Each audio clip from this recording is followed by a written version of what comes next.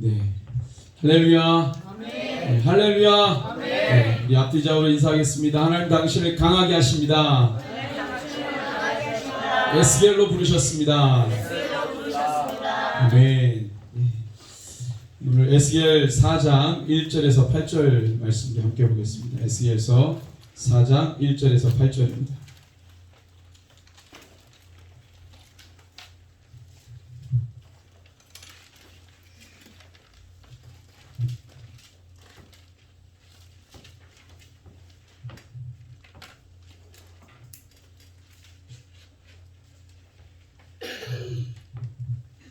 같이 읽겠습니다. 너 인자 토판을 가져다가 그것을 내 앞에 놓고 한 성읍 곧 예루살렘을 그 위에 그리고 그 성읍을 에워싸되 그것을 향하여 사다리를 세우고 그것을 향하여 흙으로 언덕을 쌓고 그것을 향하여 진을 치고 그것을 향하여 공성대를 둘러세우고 또 철판을 가져다가 너와 성읍 사이에 두어 철벽을 삼고 성을 보유하는 것처럼 에워싸라. 이것이 이스라엘 족속에게 징조가 되리라. 너는 또 왼쪽으로 누워 이스라엘 족속의 죄악을 짊어지되 내가 듣는 날수대로 그 죄악을 감당할지니라. 내가 그들의 범죄한 횟수대로 내게 날수를 정하였나니 곧 390일이니라. 너는 이렇게 이스라엘 족속의 죄악을 감당하고 그 수가 차거든 너는 오른쪽으로 누워 유다 족속의 죄악을 감당하라. 내가 내게 40일로 정하였나니 하루가 1년이니라. 너는 또 내 얼굴을 에워싼 예루살렘 쪽으로 향하고 팔을 걷어올리고 예언하라. 내가 줄로 너를 동일이니 내가 에워싸는 날이 끝나기까지 몸을 이리저리 돌리지 못하리라. 아멘. 예, 오늘 말씀은 에스겔은 무엇인가? 라는 제목입니다. 에스겔의 이름의 뜻이 두 단어의 합성어예요. 하자크라고 하는 강하게 하다, 그리고 뒤에 엘 붙어서, 엘은 하나님이잖아요. 하나님이 강하게 하신다, 이런 뜻입니다. 에스겔은 하나님이 강하게 하신다. 에스겔은 무엇입니까? 강하게 하시는 하나님. 우리 옆에 분에게 한 번 더 믿음으로 고백합시다. 우리 앞뒤 좌우로 하나님이 당신을 강하게 하십니다. 하나님 당신을 에스겔이라고 부르셨습니다. 아멘. 예, 우리 충주의 450여 개 1만 성도가 에스겔 되기를 원합니다. 우리 대한민국 5만여 개 600만 성도가 에스겔 되기를 원합니다. 아멘. 하나님께서 2030년까지 우리 한국교회에 10만 선교사 100만 성도를 약속하게 하셨습니다. 강하게 일어날 줄로 믿습니다. 반드시 그 약속이 이루어질 줄로 믿습니다. 하나님께서 한국교회에게 소망을 주셨어요. 이 어려운 때에 그 소망은 더 빛을 발할 겁니다. 모두가 절망이라고 말하는 그때에, 아무것도 할 수 없다, 아무것도 하지 말자라고 하는 그때에 하나님 우리에게 감당할 약속을 주셨어요. 모두가 사명을 잃어버린 그때에 하나님이 우리에게 약속을 주셨어요. 뭐예요? 10만 선교사 100만 성도 일어날지어다. 에스겔 하기를 원하시는 겁니다. 강하게 하시길 원하는 거예요. 제가 통계를 좀 찾아봤는데 제가 그 통계를 보고 너무 마음이 무너졌어요. 우리 대한민국의 청소년이 어느 정도인가? 우리 여기 청소년도 있잖아요. 하나님 청소년 사랑하십니다. 네, 우리 마태복음에 우리 사람들이 예수님께 자녀들을 데리고 와서 기도해 주기를 원할 때 제자들이 어떻게 했습니까? 막 막잖아요. 네. 그때 주님 뭐라고 말씀하십니까? 나에게 이런 아이들이 오는 것을 금하게 하지 말라. 금하지 말라. 그리고 주님이 그 뒤에 하신 말씀이 천국은 이 어린아이와 같은 자일 것이다. 아멘. 네, 우리 청소년들 소망입니다. 우리 키즈 어린이 청소년 소망입니다. 할렐루야. 하나님께서 청소년 사랑하세요. 그래서 제가 이 통계를 좀 봤습니다. 도대체 우리 한국교회 청소년들, 우리 다음 세대 너무 중요하다고 말하는데 우리 자녀 세대가 얼마나 될까? 제가 보고 깜짝 놀랐습니다. 대한민국 국민이 5천만 명이잖아요. 예. 근데 제가 변화의 추이를 보니까 별로 그렇게 변동이 없어요. 4,900만, 5천만 왔다 갔다 하는데 평균 한 5천만, 우리가 5천만 국민이라고 말하는 게 통계를 보니까 그래요. 근데 그 중에서 13세에서 18세의 중고등학교 아이들 2019년도 통계를 보니까 300만 명이 안 돼요. 274만 명, 277만 명이래요. 그 2019년도 통계고 2020년 통계가 274만 명인가 그래요. 그러니까 19년도가 277만 명, 그리고 작년이 274만 명. 이거 너무 터무니없이 적은 거죠. 그렇게 보니까 10년 전에는 400만 명 정도 됐어요. 그러니까 한 반토막 난 거죠.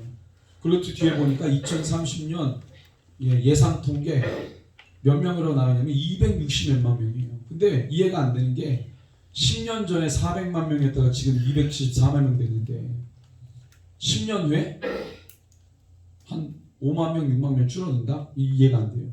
제가 볼 때는 130만 명으로 줄지 않을까 그런 생각이 들어요. 이미 인구 붕괴 현상이 일어나고 있습니다. 그거를 회복을 못한다고 하잖아요.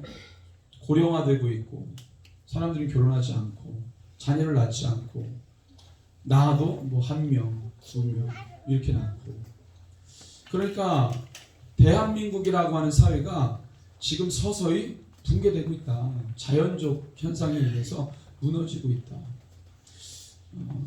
이것 너무나도 시급하다는 생각이 듭니다. 그런데 인구가 그렇게 줄어드는 것도 문제이지만 여러분들 다음 세대가 소망이라고 말하는 게 뭡니까? 여러분들 예수님을 만난 다음 세대가 소망입니다. 앞에 수식어가 좀 붙어야 돼요. 예수님을 만난 청소년이 소망입니다. 예수님과 함께 연합한 자가 소망이죠. 근데 여러분들 우리 춘주에 21만 명의 시민이 있다고 그래요. 그 중에 청소년이 몇 명인가 제가 통계를 아무리 뒤져도 뭐가 좀 이상하게 나오더라고요. 죄송합니다. 공무원들 계시는데 공무원들이 일을 안 하나 봐요. 세대별 통계가 안 나와요. 세대별 통계가. 충북 통계청 제가 이렇게 들어가 보니까 안 나와요. 그래서 이 충주에 고등학교 11개, 중학교 18개, 도합 29개 학교를 들어가 가지고 봤어요. 그랬더니 인원수가 나오더라고요.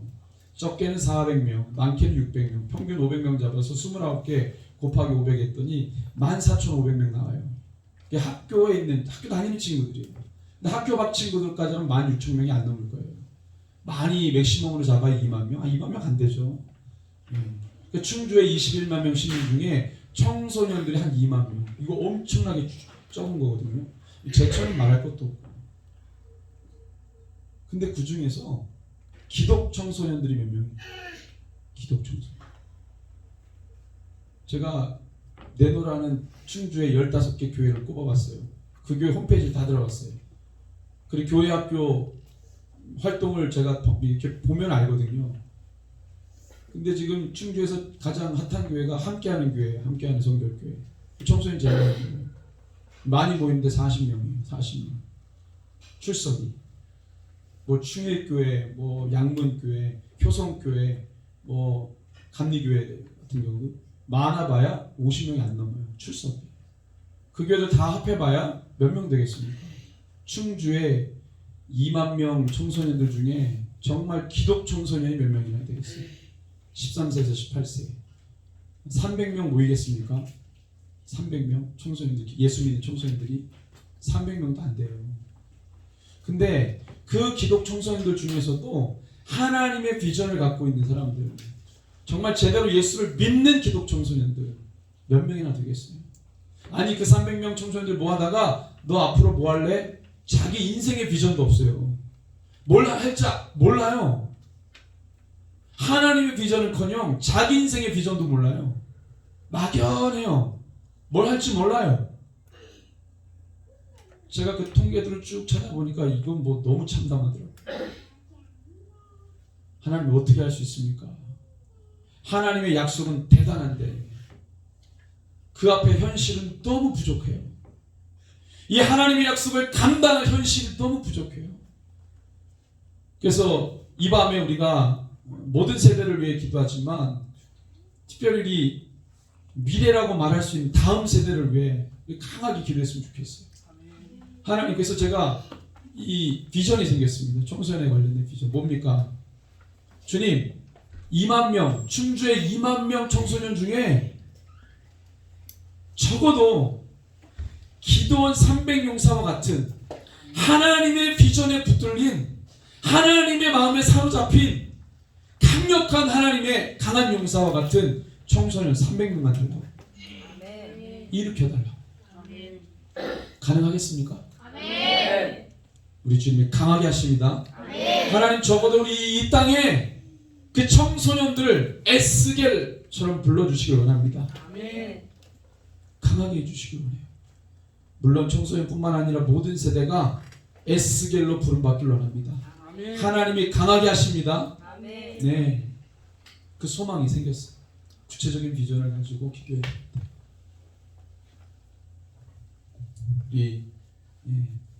우리 옆에 분에게 이렇게 고백합시다. 하나님은 하실 수 있습니다.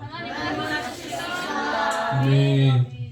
그래서 사실은 이 에스겔은 무엇인가라고 하는 주제는 에스겔서 전체를 관통하는 주제예요. 저희가 에스겔서 48장까지 나누는 시간 동안 과연 에스겔은 무엇인가? 하나님 에스겔 왜 불렀는가? 우리가 그것을 계속 묵상하고 우리가 집중할 겁니다.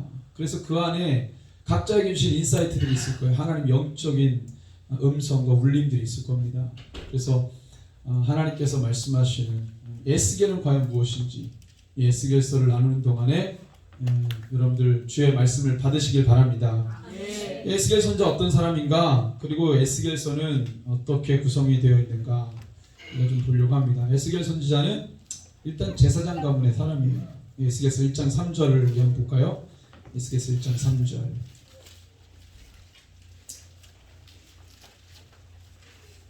같이 읽습니다. 갈대아 땅 그바의 강가에서 여호와의 말씀이 부시의 아들 제사장 나 에스겔에게 특별히 임하고 여호와의 권능이 내 위에 있으니라. 에스겔 전직 제사장입니다.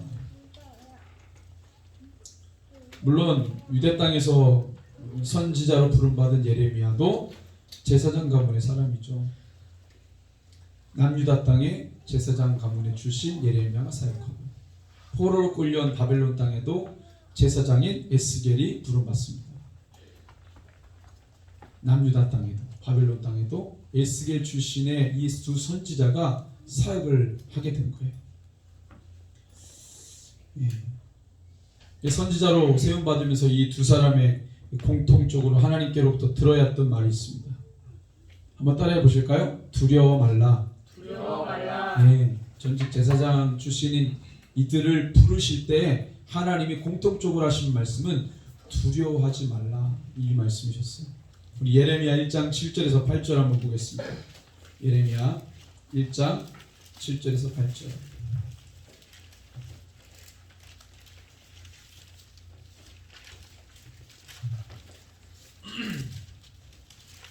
예레미야 1장 7절에서 8절 같이 읽습니다. 여호와께서 내게 이르시되 너는 아이라 말하지 말고 내가 너를 누구에게 보내든지 너는 가며 내가 너에게 무엇을 명령하든지 너는 말할지니라. 너는 그들 때문에 두려워하지 말라. 내가 너와 함께하여 너를 구원하리라. 나 여호와의 말이니라 하시고. 아멘. 너는 그들로 두려워하지 마라. 이렇게 당부하셨어요. 에스겔서 2장 6절에서 7절 말씀 함께 봅시다. 에스겔서 2장 6절에서 7절. 에스겔서 2장 6절에서 7절 같이 읽습니다. 인자야 너는 비록 가시와 찔레와 함께 있으며 정갈 가운데 거주할지라도 그들을 두려워하지 말고 그들의 말을 두려워하지 말지어다. 그들은 배역한 족속이라도 그 말을 두려워하지 말며 그 얼굴을 무서워하지 말지어다. 그들은 심히 배역한 자라. 그들이 듣든지 아니 듣든지 너는 내 말로 구할지어다. 너가 있는 곳이 예레미야나 에스겔이나 두려울 수밖에 없는, 그 두 사람을 두렵게 만드는 실로 두려운 상황이에요. 오직했으면 에스겔에게는 너가 비록 가시와 찔레와 함께 있으며 정갈 가운데 거주했다라고까지 얘기해요. 위협적인 거 아니에요, 다들.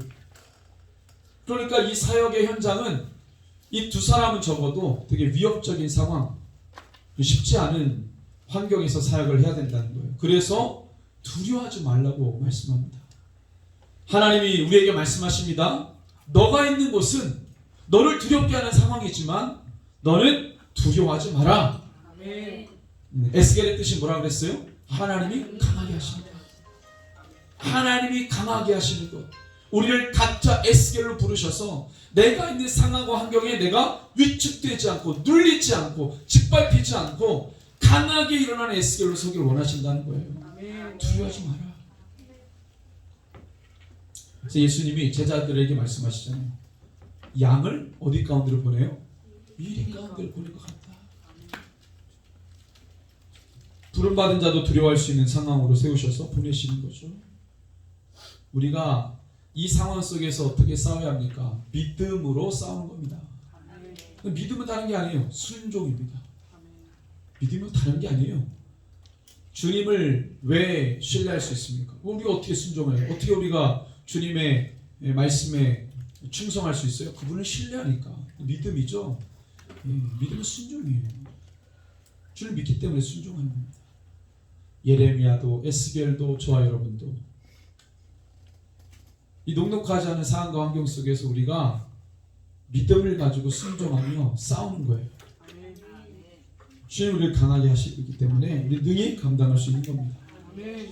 오늘 하나님께 부름받은 에스겔은 2차 포로기 때 연도로 치면 597년이라고 학자들이 얘기를 해요. 그 당시 이제 남유다 왕이 된 지 3개월밖에 안 된 여호야킨이라는 왕이 있습니다. 이 왕과 함께 더불어서 전문 직종자 1만 명하고 용감하게 싸움에 나갈 만한 자 7,000명, 여러 가지 직공자들 1,000명 해가지고 많은 사람들이 포로로 끌려가요. 그래서 열왕기하 24장에 보면은 용사들 또 장인 그리고 대장장 이런 사람들이 끌려갔다고 기록하고, 그리고 예레미야 24장에서는 목공들, 철공들, 철을 다루는 사람들, 나무를 다루는 사람들, 그리고 29장에서는 이 토목 건축하는 사람들, 이런 사람들, 그러니까 전문 직종자 있는 사람들, 왕, 그 다음에 그 당시에 직업군인들, 그러니까 유대 사회를 끌고 나가는 리더십들은 죄다 포로로 끌려간 거예요. 처참한 상황이죠. 그때 에스겔도 그 포로 대열에 끼어 있었어요. 나라가 무너지고 망한 거예요.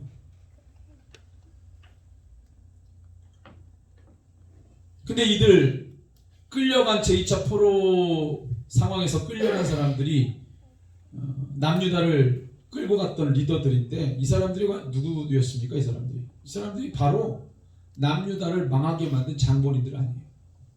일반 백성들이 아니라 리더십들이 남유다를 망하게 만든 사람들이죠.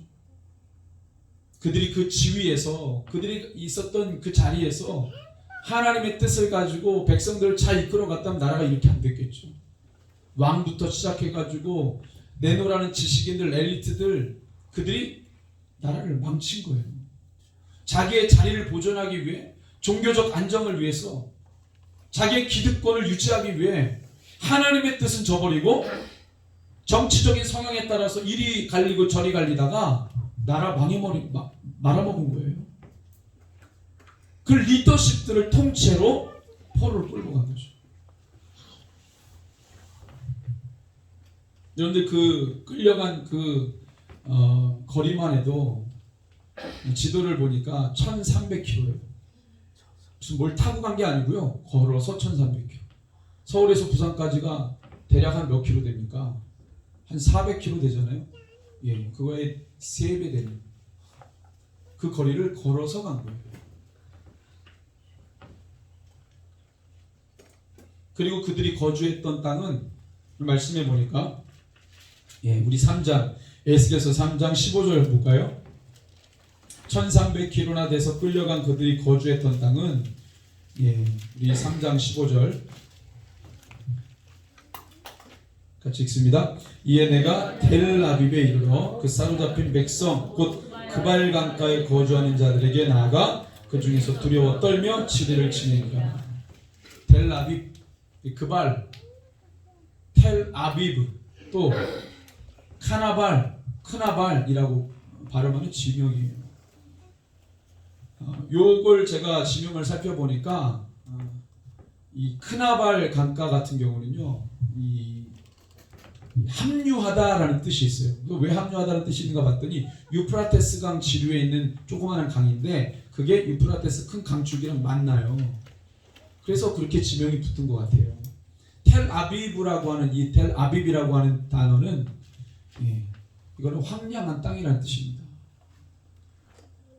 앞에 이제 이 텔인데 이거는 이 언덕이라는, 둔덕, 언덕 이런 뜻이거든요. 그러니까 지금 남유다를 들었다 놨다는 그 리더들이 1300km나 되는 거리를 걸어서 끌려가서 거주했던 땅이 어디냐면 바벨론에서도 버려진 땅, 황폐한 땅, 그 땅으로 그들이 거주지를 삼고 살고 있었던 거예요. 크나발 강가에 쭉 늘어서서 그들이 거주하며 살았던 거죠. 그럼 한번 생각해 보세요. 우리가 남유다의 리더십들이었다. 근데 포로로 끌려왔다. 1300km를 질질 끌려서 왔다. 가서 거주했던 것도 황량하고 황폐한 그 땅이다. 우리 마음이 어떻겠어요? 소망이 있습니까? 절망과 슬픔과 원망과 증오와 배신감과 여러 가지 만감이 교차하겠죠. 소망이라는 단어는 사치죠. 절망이 사로잡힌 땅. 자존심이 무너질 대로 무너졌어요. 적어도 살아계신 하나님을 믿는 선민의식을 갖고 있는 백성들 아니었어요? 물론 그들의 죄 때문에 이렇게 끌려왔지만 완전히 자존심이 구겨질 대로 구겨졌죠. 망한 민족, 망한 국가의 민족, 만국의 백성이 돼서 지금 그들이 그발 강가에서 있으면서요, 그냥 그 땅에 있는 게 아니에요. 산송장이죠. 그런데 그때에 하나님이 에스겔을 불러서 에스겔에게 어떻게 나타나십니까? 에스겔 어디에 있을 때 나타나셨어요?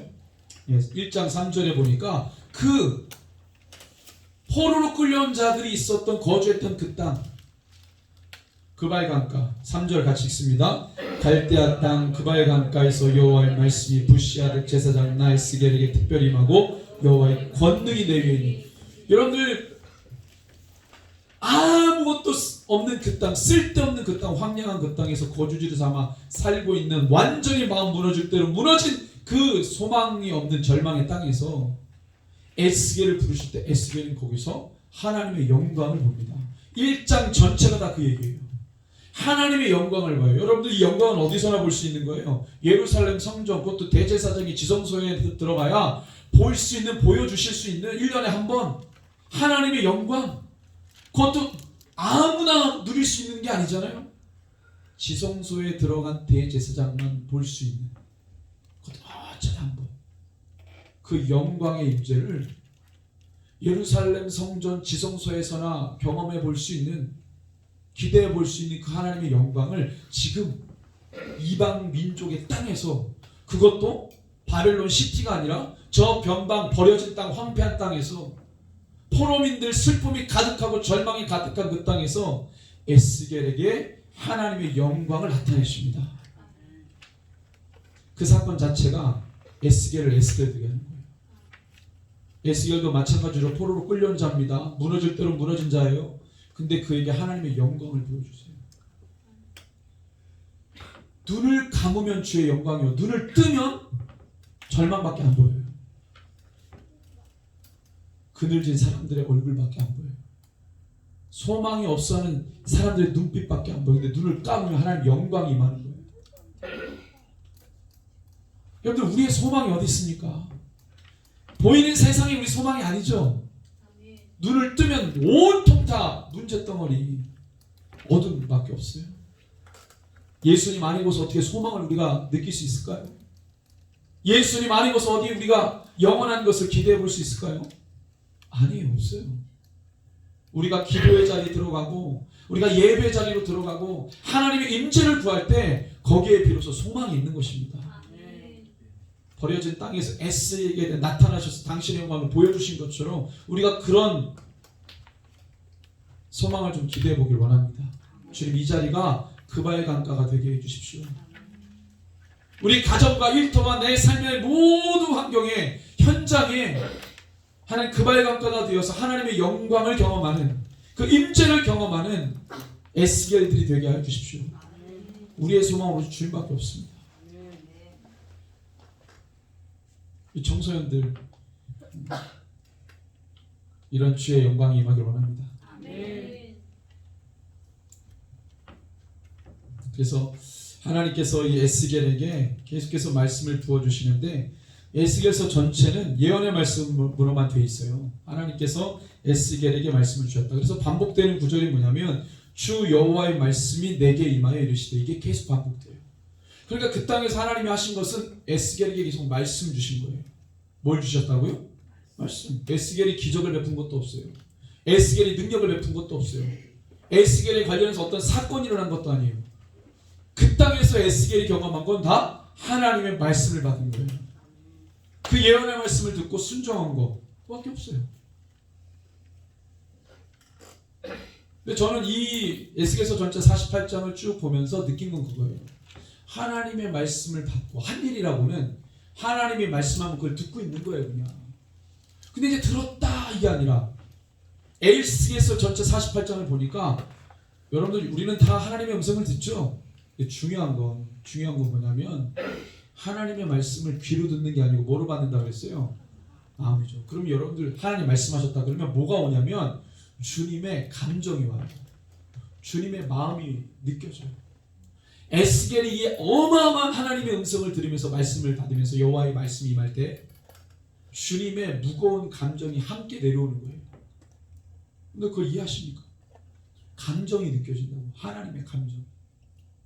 여러분들 하나님이 이 시대를 바라볼 때 그 감정을 우리에게 주시면 우리가 감당하겠어요? 예? 감당하겠냐? 야, 내가 이렇게 보니까 쑥 지나가면서 하나님께서 슬쩍 한번 감정 딱 내비치고 내가 이렇게 느낀다 이게 아니고요. 한 민족을 향한 하나님의 엄청나게 이 간절한 마음, 애통하는 마음, 슬퍼하는 마음, 무너지는 마음을 에스겔에게 말씀을 주실 때마다 그 감정을 함께 느끼도록 하시는 거예요. 어느 누가 이 감정을 감당할 수 있겠어요? 여러분들 우리는 다 파수꾼으로 불렀습니다. 근데 사실은 나를 파수꾼으로 불렀다는 그 사실이 마냥 기쁘지만은 않은 것은 그것은 희생을 각오해야 되는 것이기 때문에 하나님의 무거운 감정, 이 시대를 향한 애통하는 주님의 마음을 파수꾼들은 다 받아야 되기 때문에 주님이 애통하는 마음으로 슬퍼한 민족 바라볼 때 우리는 눈물을 흘릴 수밖에 없잖아요. 아까 우리가 청소년에 관련 통계를 들었을 때 여러분들 어떤 마음이었습니까? 마음이 무너졌습니까? 그 통계를 들으면서 어떤 생각을 하셨습니까?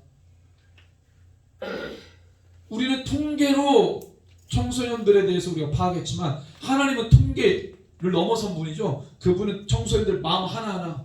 제가 깜짝 놀란 통계는 10년 전에 청소년들이 1년에 900명씩 자살했어요. 10년이 지난 지금 2019년 20년도 통계 800명씩 자살한대요. 청소년들이 사망 원인의 1순위가 자살이에요. 맨 마지막 저 끝에 있는 이유는 질병, 암이든지 뭐 이런 거 있잖아요. 1위가 자살이에요. 그러니까 우리 주님은 그런 거죠. 통계를 통해 우리는 청소년들을 파악하고 알았지만 우리 주님은 그 청소년들의 무너지는 마음을 아시는 거예요. 그 세대를 볼 때 시니어 세대의 어떤 통계가 아니고요. 시니어 세대의 그 한 사람 한 사람의 마음을 아시는 거예요. 그래서 주님은 눈물을 흘리시는 거예요. 그래서 우리가 파수꾼으로 그것을 감당할 때 주님의 그 마음을 알게 되는 겁니다. 주님의 마음이 우리에게 전달되기 때문에 그래요. 그럼 우리 기도 제목이 생기잖아요. 주님 살려주세요. 살려주세요. 마지막 때 주의 약속을 감당할 모든 세대가 에스겔처럼 일어나야 되는데 주님 저 세대를 살려주세요.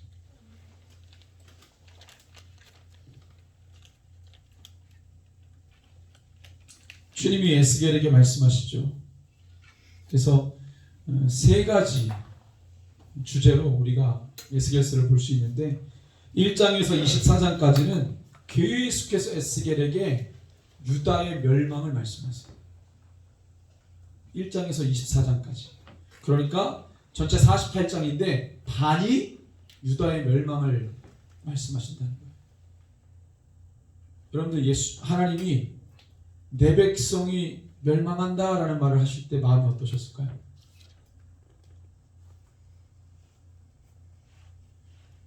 그 마음을 우리가 함께 받고자 하는 것입니다. 자기 손으로 세운 그 민족을 자기 손으로 무너뜨릴 때 하나님의 심정을 우리가 알아야 된다는 거예요. 두 번째 25장에서 32장까지는 남유다 멸망을 둘러싸고 있는 이민족들, 열국들에 대한 심판을 이야기하세요. 주로 암몬, 모압, 에돔, 드롬, 시돈, 다시스, 애굽, 엘람, 도갈마, 지금의 터키의 소아시아 지역에 있는 도시들 국가들, 그 다음에 야완, 헬라의 몇 개 국가들, 이런 국가들의 심판을 얘기하세요. 세 번째는 33장에서 48장인데 이스라엘의 회복을 얘기하시죠. 마지막 40장에서 48장은 그 회복의 절정입니다. 완전한 회복을 말씀하세요. 완전한 회복. 그래서 우리가 에스겔 그러면 가장 유명한 회복의 메시지가 있습니다. 에스겔 37장 마른 뼈 환상. 뭐예요? 불가능한 것, 정말로 일어설 수 없는 것. 왜? 1장에서 24장에 보면 유다를 그렇게 주님이 심판을 명하시는데 뒤에 가면은 내가 다시 일으킬 것이다. 에스겔은 이해할 수가 없죠. 와, 주님의 이 계획을 내가 감당할 수가 없는 거예요. 그것을 주님이 명령하십니다. 인자야 대언해라 이렇게 말씀하세요. 그 에스겔이 대언하죠. 생기야. 주님 말씀대로 대언하니까 생기가 그 마른 뼈들에게 들어갑니다. 주님은 하실 수 있습니다. 우리가 에스겔이 되어서 이 충주 땅에 기독 청소년, 여러분들 16,000명 중에 기독 청소년 3,400명? 주님, 마른 뼈와 같은 16,000명의 이 충주 청소년들을 살려주옵소서. 기도원 용사와 같은 강한 용사, 기독 청소년들이 일어나서 이 충주의 세대들을 일으켜 주십시오. 다른 세대도 마찬가지입니다. 시니어 세대도 마찬가지예요. 모든 세대가 마찬가지예요. 그 세대의 비전을 가지고 간구하고 기도하는 거예요. 우리 어린이 세대도 있습니다. 어린이 손 들어보세요. 할렐루야. 얼마나 귀합니까? 졸지도 않아요. 초롱초롱 빛나는 눈으로. 어린이 세대 부흥할지어다. 아멘. 네, 소망이 있습니다. 자, 시니어 세대 부흥할지어다. 아멘. 아멘. 예. 모든 세대의 부흥이 있기를 원합니다. 세대 비전. 하나님 충주의 모든 세대들이 부흥하기를 원합니다. 좀 살리시옵소서. 그러면 내가 그 세대의 파수꾼이 되겠습니다. 저에게 말씀하시고 에스겔에게 여호와의 말씀이 임했던 것처럼 저에게 말씀하셔서 제가 그 세대의 파수꾼으로 일어나게 하시고, 주님, 제가 당신의 마음을 감당하겠습니다. 당신의 세대를 바라볼 때 그 가지셨던 그 감정을 제가 감당하겠습니다. 여러분들 우시면서 애통해 하시면서 그 세대를 왜 간구하시는 거예요? 에스겔처럼. 주님이 그런 자를 찾고 계신다는 거예요.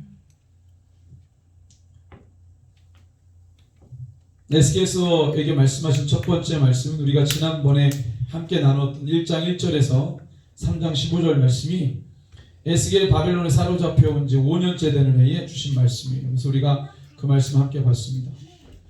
그리고 두 번째 3장 16절에서 7장 20절까지 이르는 이 긴 말씀인데요. 이게 두 번째 에스겔에게 임하신 말씀이에요.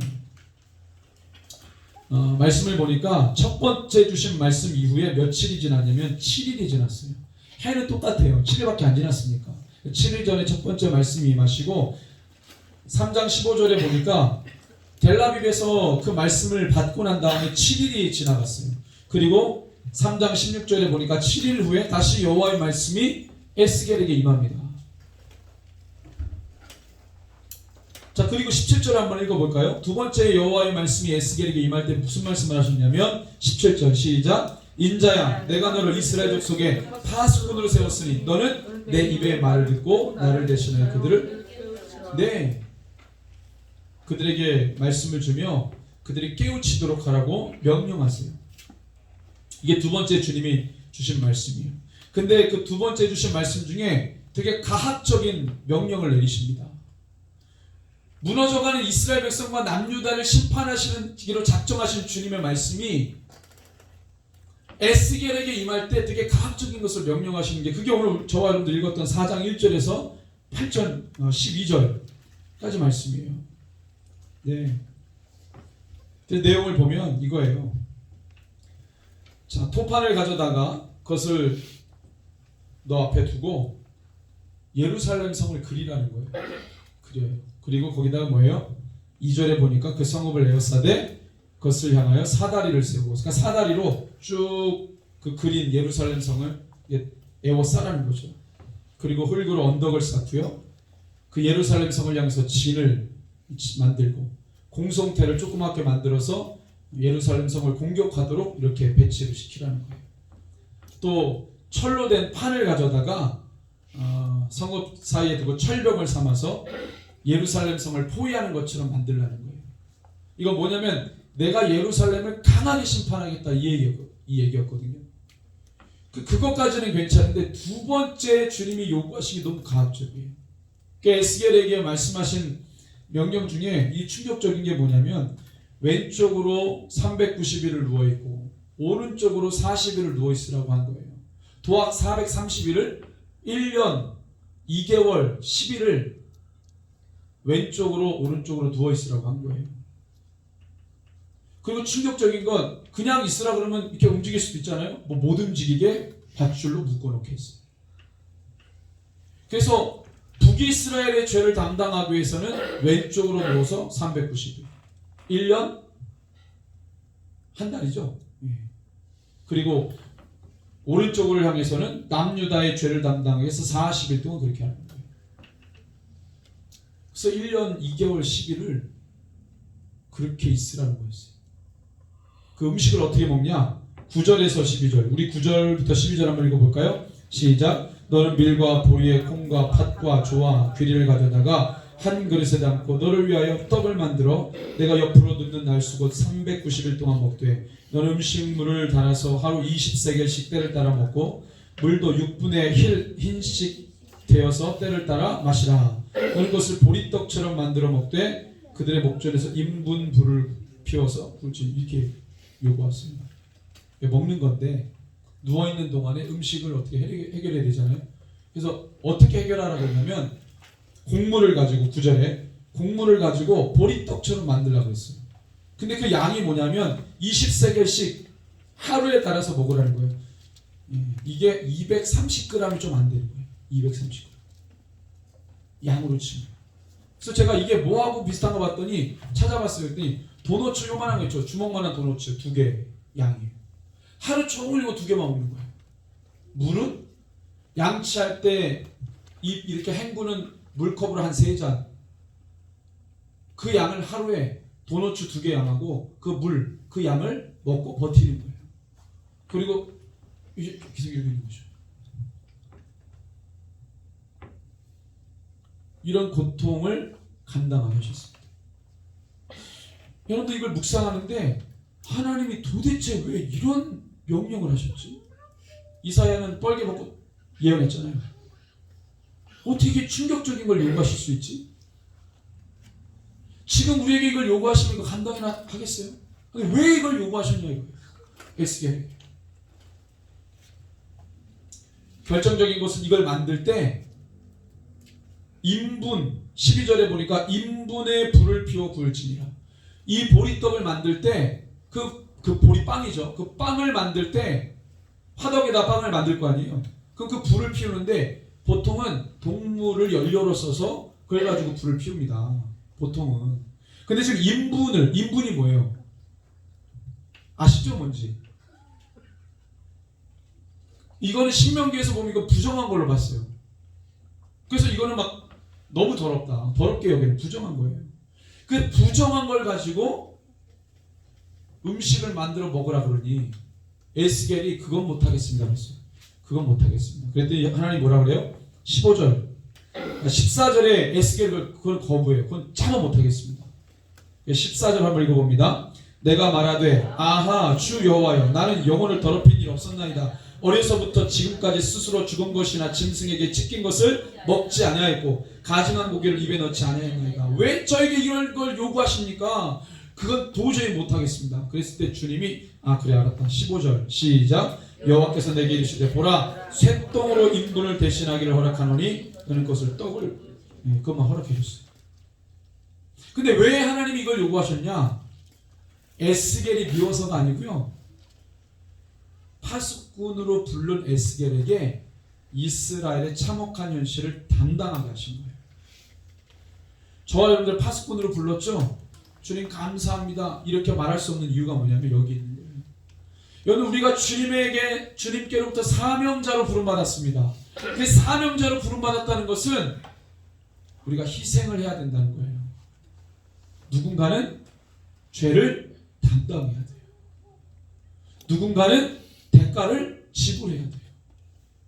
누군가는 그 책임을 대신 져야 돼요. 우리가 미워서가 아니에요.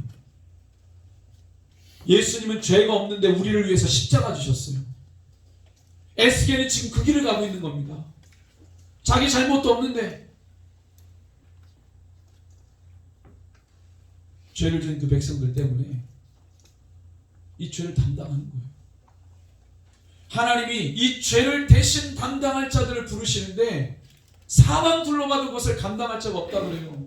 마지막 때에 교회를 일으키십니다. 교회의 역할이 뭐겠어요? 이거 아니겠어요? 파수꾼의 역할. 한 영혼의 죄, 민족의 죄, 열방의 죄, 시대와 세대의 죄 누군가는 감당해야 될 거 아니에요. 누군가는 그것을 위해서 책임을 져야 될 거 아니에요. 내 가정에 죄가 있어요. 그럼 누군가는 그 죄를 담당해야 돼요. 책임져야 돼요. 가슴을 치며 기도하고 희생해야 돼요. 누군가는 그 역할을 하는 겁니다. 여러분들이 충주에 부흥이 오기를 원합니다. 그럼 어느 교회는 그 책임을 감당해야 돼요. 어느 세대는 그것을 감당해야 돼요. 가만히 넉넉 앉아있으면서 부흥이 오기를 원한다는 것은 그거는 십자가의 사명자의 길이 아니죠. 예수님이 그렇게 안 하셨잖아요. 우리를 살리기 위해 십자가를 지셨어요.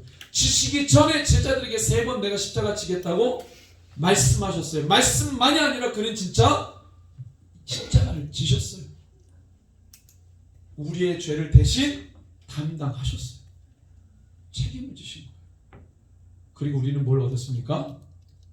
영생, 생명을 얻었어요. 너무 재밌는 거는 에스겔이 이 말씀을 받을 때 남유다에서 뭐가 벌어졌냐면 이게 5년째 끌려온 지 5년째 받은 거 아닙니까? 근데 남유다에서 이 5년째 되기 한 몇 개월 전에 하나냐라는 사람이 일어나서 뭐 했다 그랬어요? 남유다가 바른 정세를 판단하도록 해야 되는데 하나냐가 나타나서 거짓 예언했다 그랬죠. 우리가 하나님 바벨론을 무너뜨린다 이렇게. 하나님의 역사와 섭리, 하나님의 뜻과 플랜에서 전혀 관심 없고 그냥 백성들이 원하는 거 그거 들어주고 그게 하나님의 말씀이다라고 선포했던 그 거짓 예언자 하나냐가 왕부터 해서 모든 백성들을 혼미케 했어요. 너무 재밌는 거는 그리고 그 하나냐가 예레미야를 업신여겼죠. 예레미야가 뭐라고 응대합니까? 그래 네 말대로 바벨론이 무너졌으면 좋겠다. 나도 원하는 바다. 근데 하나님이 그게 아니야. 네가 하는 말 하나님이 넣어주지 않았어. 너가 말하는 건 나도 원하지만 하나님이 그렇게 말씀하지 않으셨어. 뭐예요? 하나님이 심판하기로 작정하셨다. 그리고 어떻게 됩니까? 하나냐는 몇 개월 후에 죽었어요. 자기의 앞도 모르는 사람이 하나님의 일을 이루고 있어요. 그 죽음으로 하나냐가 거짓 선자라는 게 드러난 거예요. 그리고 너무 재밌는 거는 그게 시드기야 왕 4년째 일어났었던 사건입니다. 그리고 시드기야 왕 9년째 될 때까지 하나님이 예레미야를 통해서 어떤 말도 하지 않으세요. 그럼 시드기야 왕 9년 때 어떤 일이 일어났느냐? 바벨론의 느부갓네살이 군대를 이끌고 예루살렘에 에워싸고 2년 동안 포위하고 난 다음에 거기서 뭐예요? 예레미야 애가 2장에 보면은 그 포위가 어마어마한 포위여서 2년 동안 성 안의 사람들이 자기 애를 삶아 먹었어요. 왜 에스겔에게, 그러니까 시드기야 5년째죠. 하나냐 예언 이후에 에스겔 말씀 받은 그 5년에 주신 예언은요, 인분을 구워서도 먹어라. 그건 뭐냐면 내가 남유다를 완전히 멸망시킬 텐데 그때 직전에 예루살렘의 상황을 경험하게 하신 거예요. 그럼 여러분들 생각해 보세요. 예레미야가 백성들한테 남유다 멸망하기도 전에 하나님의 뜻을 목청껏 외칠 때 이미 하나님은 에스겔에게 뭘 말씀하신 거예요? 바벨론 땅에서 예루살렘 남유다 완전 멸망을 작정하셨다는 거예요. 그리고 에스겔에게 왼쪽으로 390일, 오른쪽으로 40일 이거 명령하신 거예요. 이미 하나님은 작정하신 거예요. 그리고 완전히 시드기야 왕 9년 때 예루살렘 성은 아비규환이 됩니다. 식량이 없어가지고 사람들이 에스겔이 그렇게 물 조금, 빵 조금 먹으면서 버틴 것처럼 실제 그게 재현이 돼요. 그리고 아이들이 삶아 먹습니다. 예레미야 애가에 보면은 그 슬픔을, 그 비극을 처참하게 보여요. 이미 하나님이 작정하신 거예요. 남유다의 멸망. 여러분, 선지자의 사명, 파수꾼의 사명 뭡니까? 하나님 말씀이 내려오면 내가 해석해서 내가 원하는, 내가 바라는 것을 가지고 말하는 게 아니라 하나님이 주신 말씀을 그대로 전하는 거예요. 그게 우리의 사명입니다.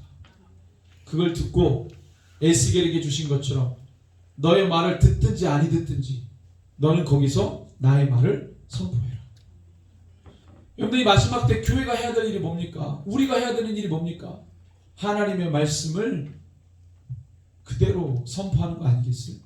하나님의 말씀대로 그대로 살아내는 것 아니겠어요? 주님이 명령하신 사명을 그대로 감당하는 거 아니겠어요? 내 방식이 아닙니다.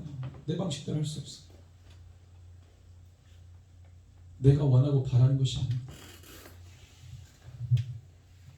이 혹독한 요구를 하나님이 에스겔에게 요구하셨던 거죠.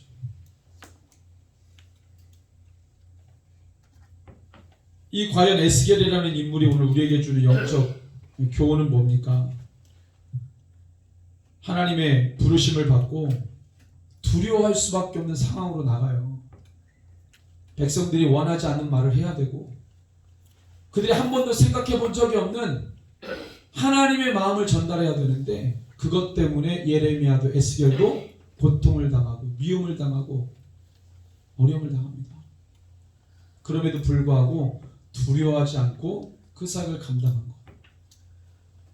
누가 에스겔을 부르시고 그 사명을 감당하게 하십니까? 하나님이에요. 그래서 에스겔에게 강하게 하신다는 거예요. 내가 너를 강하게 하겠으니 너는 두려워하지 말고 그 땅에서 나의 말을 증거하라는 거예요. 저희들 마지막 때 에스겔 되길 원합니다. 나를 강하게 하신 하나님, 우리 교회를 강하게 하신 하나님, 충주의 450여 교회와 우리 대한민국 5만여 교회를 강하게 하신 하나님, 마지막 날에 에스겔과 같은 죄 사역자들 일으키시고 하나님 원하시는 그 일 반드시 이루어 주실 줄로 믿습니다. 우리 시간에 함께 기도할 때에 주님, 여기 모든 세대가 있는데 이 마지막 때에 부름받은 에스겔과 같이 하나님이 강하게 하신 자들로 다 일어나서 세대의 비전을 이뤄나가게 하여 주시고 오늘 이 밤에 우리가 자녀 세대 다음 세대를 위해서 간절한 마음으로 기도할 때 주님, 하나님 이 16,000명의 주를 알지 못하는 모든 청소년들 중에 300명 주님의 강한 영성을 하는 기독 청소년들 일어나게 하여 주옵소서. 하나님 다른 세대도 마찬가지요. 그 세대를 살릴 거룩한 하나님의 사람들이, 하나님 에스겔과 같은 사람들이